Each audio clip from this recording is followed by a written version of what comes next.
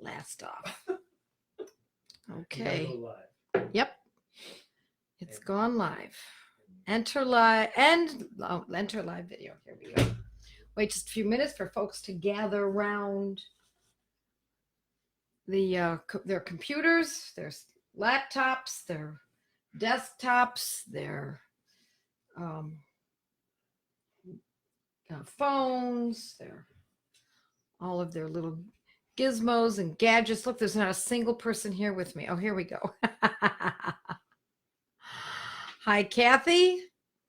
Nice to see you. We're waiting for a couple more people to join in. And while we're doing that, I'm going to take a sip of my water. Hi, Nora. I love the little emojis, little hearts and happy faces. And here we go. Now we're gathering round. Now we're coming round. Melissa, hi. Tammy, nice to see you. Some names I see that I don't actually know you, but I've seen you before. Your names coming around time and again. So it's kind of fun to see the same people again. New people too. I love my new short haircut. Oh, well. It was not, this is not the haircut I intended to get. I went to this new place because I've just moved down here. And it's walking distance, which I thought, oh, this is going to be so great. I don't even need to get in the car. I'll go for my walk on the beach. Then I can walk over to her place.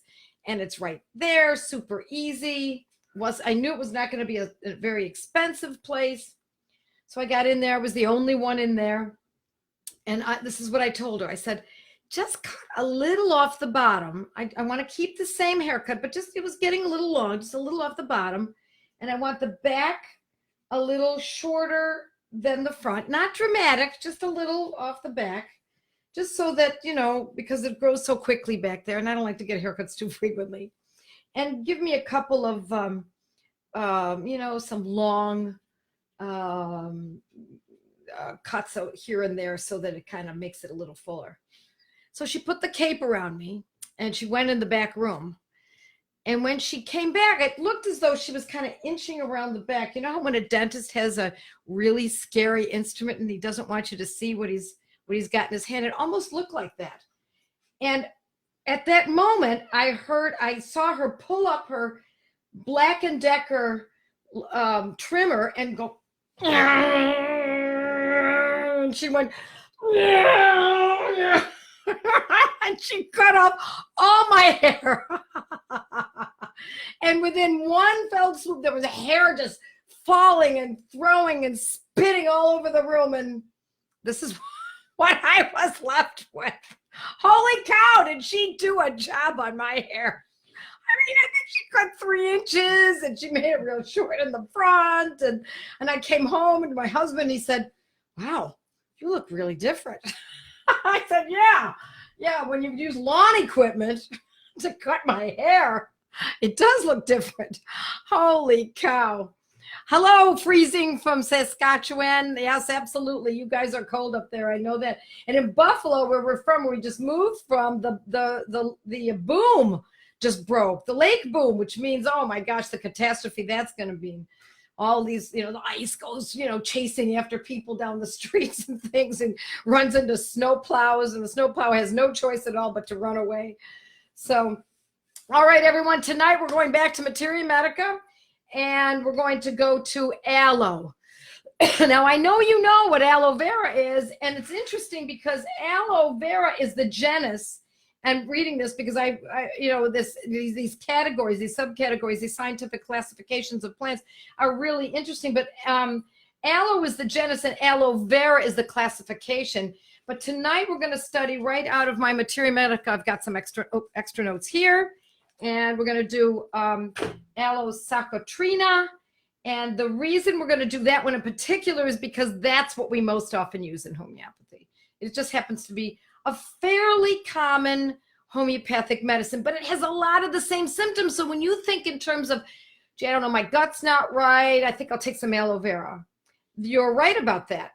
And so aloe vera in the gross form, when you slit the plant, or when you buy aloe vera juice, is really good for the gastrointestinal tract. So, and I also want to remind you, I wish I had an aloe vera plant. I should have bought one yesterday or so and shown you, but I know you know what it looks like. It's that kind of succulent, long, looks like little shop of horrors. And if you slit it, it's all slimy inside. Remember that. Remember that descriptor, slimy. And I hate to be so gross about this, but this is what it's about. It's about stools that are slimy, stools that are mucousy. Now, it does not have to have that, but it often does. So that's going to help you remember. And that's what we want, our little descriptors, so that you can remember this stuff when you're in a pickle, so to speak, when you're really in trouble and you don't know what to do and you're really freaking and you've got someone in your family you just don't know how to handle, when they have especially diarrhea and there's mucus.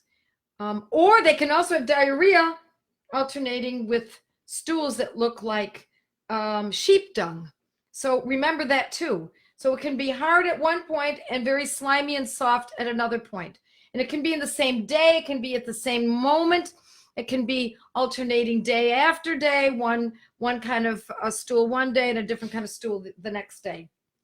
So what I love about this medicine is that we can compare it to others so readily. So we look at the first one I always think of when I think of aloe vera is in comparison to, so that we can truly understand the difference, is Nux vomica. Now, Nux vomica, for those of you who don't know, or those who do know, is a very sedentary remedy, which means that it's for people who are sedentary. They sit at their desks all day. And unfortunately, or fortunately, that's what I do most of the day. I do go for my nice long walks in the morning, but I sit all day long. And it's for a sedentary life, and then sedentary life with a gastrointestinal condition. So comparing those two, this is kind of interesting. People who need aloe vera can't stand the heat. They can't stand heat around them. They can't stand to be too hot. They can't stand warm temperatures. And Nux vomica is just the opposite. They can't stand the cold. They actually enjoy the heat. So sometimes you see that so clearly, and it's as obvious as can possibly be. While other times that aspect of it, those characteristics are not as noteworthy. But if you see that, now you can distinguish between the two, particularly for constipation and diarrhea. Now, aloe vera is a great dysentery medicine. And I've had amoebic dysentery when I went to India. Every time I went to India, and it was, 8 times. I kind of lost track at one point, maybe 8, 9 times. And every time I went, I got deathly sick. And don't blame it on the street food, because I never had street food. I don't think it was the street food. I think it was working in a clinic where there were very sick people and with diseases that I had never been exposed to. And so I got amoebic dysentery, and I really thought I was going to die. But my husband always tells me that when I get sick, I often feel as though I'm going to die. But no, that time in particular, I really did feel like that. Now, I didn't take aloe. I took cuprum and veratrum album, and that made a huge difference. I mean, within minutes, I fell asleep, and it was over with by a couple of hours later. Are you laughing at what people saying? Are they talking about? Oh, about me. Yeah, about what I just said. Okay, so it's when you think of gut issues, such as diarrhea, we can also think of hemorrhoids. This is a great hemorrhoid medicine. That's sort of what we've been talking a lot about lately, but there is an aspect of this that is, Nux vomica can have hemorrhoids, but no, aloe vera is more likely to have hemorrhoids. And here's another differential. We can also look at Nux vomica's got bloating and feeling full, like they've eaten too much, and so can aloe. Did I say aloe vera? I'm sorry. I'm talking about aloe succotrina. So just so you remember that, I automatically say vera, and I don't mean to do that. So aloe succotrina is what we're talking about tonight, and that is very specific to the kind of diarrhea where the person can't stand to be hot. So they might be in the bathroom and they just want cool air blowing on them. They put the fans on, etc. Aloe, A-L-O-E, succotrina, S-O-C-O. Trina, T-R-I-N-A, one word, succotrina. Aloe, A-L-O-E. Next word is succotrina, S-O-C-O-T-R-I-N-A. I like to use this medicine in a 200 potency, and more often than not, I'll use it once a day in the morning or twice a day. So that's about 12 hours apart. But this is also great as because of the bloating, we might want to compare it to lycopodium. If you've taken my Good Gut, Bad Gut course, or you've spent any time on my blog, I talk about lycopodium frequently, especially lycopodium 200 with arsenicum 3, and that has a lot to do with bloating and gas and gurgling, etc. But so does aloe succotrina. So just remember, these are the differentials. You're looking for lycopodium, however, may have more food intolerances, where aloe, it's not a major remedy for food intolerances. It has more to do with who knows why it's happening, to be honest. Who knows? It could be for dysentery, for a dysenteric amoeba. It could indeed be for food intolerance. It could be just the wherewithal of the gut at that time in that person's life. It could be a certain bad food the person ate. We don't know. The point is that it's got slimy diarrhea. There's an urgency. And now comparing it to sulfur, if you know anything about sulfur, sulfur often has the need to at the moment they get out of bed in the morning, they go right to the bathroom and have a bowel movement. That's the same thing with aloe. So we're comparing those two. So sulfur also can't stand the heat. They hate when they're very hot, but sulfur has lots of other distinguishing aspects of that personality and that illness. They often have skin conditions, or they have they have odors. They have a personality that is very big and generous, and they love to eat, etc. I mean, I'm giving you kind of an overview. And if you really want to know the differentials, then I urge you to go online, get my Materia Medica, consider that pretty strongly. It's very simple. I try to keep mine simple and practical, but you can also go online and read up on Kent or Boericke, B-O-E-R-I-C-K-E, or Dr. James Tyler Kent. They're free online, and just put in the name of the remedies and you can start comparing them. This medicine, this aloe succotrina, is also great for acidity. So I'll bet some of you know what other remedy we can consider when we're thinking of acidity. So I'm going to ask you that question now and see if we can come up with some answers. And then we can compare those two as well. It's let's see let me just make sure that I've got everything. Sedentary life drives the person out of bed. Diarrhea accompanied by gas. I don't know if I said that. It's not just gas that is incarcerated in the abdomen, but is accompanied while the person is experiencing gas. Let's see if we've got some answers here. All righty. Anybody have any ideas on the remedies that's a stomach acid reducer? I've talked about this remedy on my blog. We've not talked about it in the Materia Medica. So to give you a hint, it's quite a distance down in the alphabet, and it begins with an N. So we haven't gotten that far. We're still in the A's. We got a long way to go. So it can also, believe it or not, it can be for diabetes, because diabetes, of course, is a gut issue on some level. It's a processing of sugar. And so I don't know that this medicine necessarily has a craving for sugar or a desire to eat high carbs, but it is a very good acid reducer. Now, do you need to know whether or not you have acid or too high an acid alkaline imbalance in order to use this? Of course not. Some people tell me that they feel acidic because it feels, I had a little girl once describe to me that she felt when she urinated that it felt like lemon juice, or that she was like vaginally or in her urinary tract, it felt puckered like lemon juice. And that's kind of an interesting way of putting acidic sensations. But acidity can be if your rings turn your skin green, or your jewelry turns your skin a little green, or you're very susceptible to mold and things like that that are very moist oriented in the environment. Let's see if anyone's come up with the answer for. Hi, Darylyn, nice to see you. Let's see. Anyone have any ideas on another stomach acid reducer?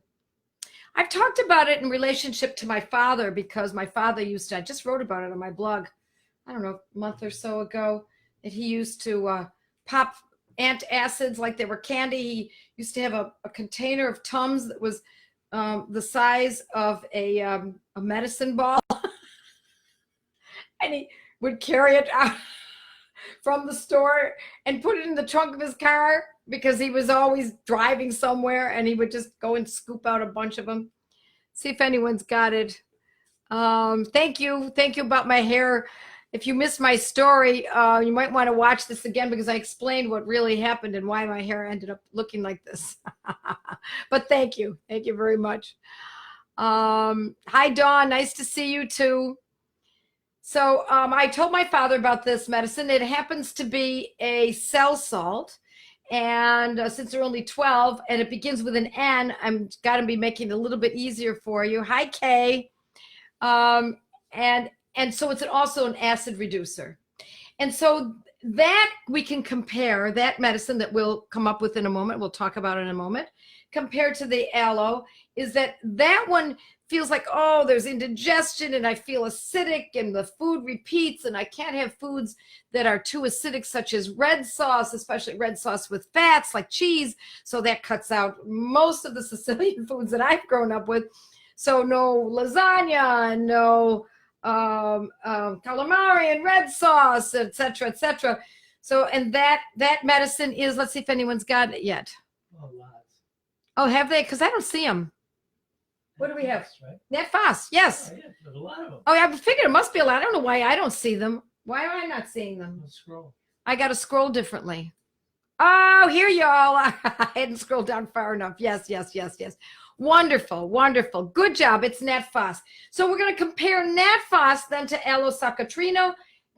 And Nat phos has that indigestion, and it's pretty much just the indigestion, even though Nat phos has a lot of other conditions around it. And I urge you to read that one so that you are sure about that. Aloe has more. It does reduce acidity, but almost inadvertently. And what I mean by that is that instead, aloe deals with the colon, the rectum, it's lower, it's diarrhea, it's constipation. And there's one other aspect to this medicine.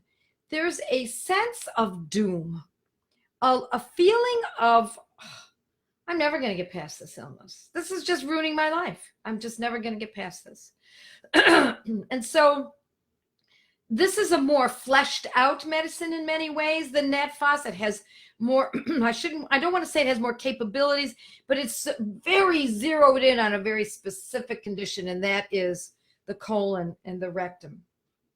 So I want to remind everyone to make sure that you share this. Please share this. We want to get this out there, folks. We want homeopathy alive and well. And it is very important that you learn how to use this stuff, that you teach your children. Teach your children your faith. Teach your children etiquette. Teach your children how to be good citizens.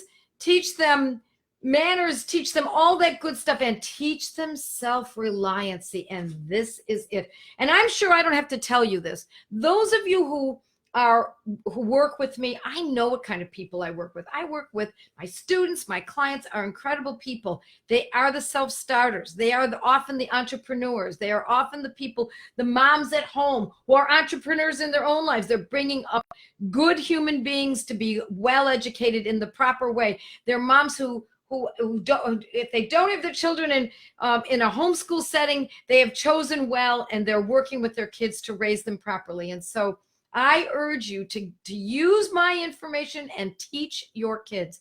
Use everything I give out for free. Use that up. If you feel like taking a study group, and I do urge you to do that at some point, very inexpensive, then by all means join in, because the value of the study group, and I write about this ad nauseum, is that you will learn with others. And there's something really powerful about that, ladies and gents, to be able to work with other folks and learn with them. There's something that goes beyond just our own understanding of homeopathy. I also want to urge you to go to Shop Boron, Shop Boron, and that's where to buy your medicines, especially because you put into the little box, the little code box, put my name, Joette. I get no kickbacks. I get nothing paid back, but I'm telling you to do this because you get a discount. And that's what I want you to do. I want you to make this, pardon me, Perry? Oh, well, he's hearing me in a delay. So, so if you put my name in there, Joette, Joette, you will get a discount with Boron. You can do it over and over and over again and pass that along to your friends as well. It's very important that we make these medicines as inexpensive as possible, that we buy American and perhaps British or Canadian, but generally speaking, we want to support the U.S. homeopathic pharmacies. We are somewhat under siege right now, and we want to make sure that we are safe for generations to come and being able to get the medicines that we love. So remember aloe, succotrina for rectal problems, for dysentery, for diarrhea alternating with constipation, gurgling, stomach acidity, mucus in the stool. Remember the sliminess, mucus in the stool. And that will be your go-to often. You'll find it'll be more useful than you thought ever possible, because it's not a medicine that comes up very often. Most homeopaths don't talk about it very much. And so that's why I wanted to highlight this one tonight. So God bless all of you. It's been great. Love seeing you all. It's wonderful. Take care and keep the information going. Bye, folks. See you next week.